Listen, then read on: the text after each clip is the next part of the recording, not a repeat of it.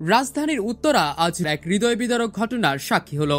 বিমান বাহিনীর একটি প্রশিক্ষণ বিমান বিধ্বস্ত হয়েছে মাইলস্টোন স্কুল অ্যান্ড কলেজ মাঠে। এ ঘটনায় উদ্ধার তৎপরতা চলছে। ফায়ার সার্ভিস ও বিজিবি সদস্যরা ঘটনাস্থলে উদ্ধার কাজে নিয়োজিত রয়েছেন। ফায়ার সার্ভিস সূত্র জানায়, এখন পর্যন্ত হতাহতের সুনির্দিষ্ট সংখ্যা নিশ্চিত না হওয়া গেলেও অনেকে হতাহত হয়েছেন বলে জানিয়েছেন ফায়ার সার্ভিসের সহকারী পরিচালক কাজী নজমুজ্জামান। তিনি বলেন, আমরা মূলত আহতদের দ্রুত উদ্ধার ও চিকিৎসা নিশ্চিত করতে সর্বোচ্চ গুরুত্ব দিচ্ছি। প্রাথমিকভাবে জানা গেছে ফায়ার সার্ভিসের 8টি ইউনিট ঘটনাস্থলে কাজ করছে। তাদের সঙ্গে যোগ দিয়েছে 2 প্লাটুন বিজিবি। আন্তঃবাহিনী জনসংযোগ অধিদপ্তর থেকে জানানো হয়েছে, বিধ্বস্ত হওয়া বিমানটি বাংলাদেশ বিমান বাহিনীর একটি F7 BGI মডেলের প্রশিক্ষণ বিমান।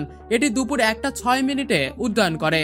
এরপর কিছুক্ষণের মধ্যেই উত্তরার আকাশে সমস্যার সম্মুখীন হয়ে মাইলস্টোন স্কুলের মাঠে বিধ্বস্ত হয়।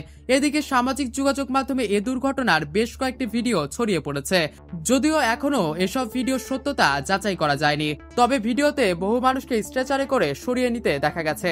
বিভিন্ন সূত্র জানায়, বেশ কয়েকজনকে হেলিকপ্টারে করে CMH হাসপাতালে নেওয়া হয়েছে। এ ঘটনায় স্থানীয় বাসিন্দা, শিক্ষার্থী ও পথচারীদের মাঝে আতঙ্ক ছড়িয়ে পড়ে। আশেপাশে স্কুল ও মার্কেটগুলো দ্রুত খালি করে দেওয়া হয়।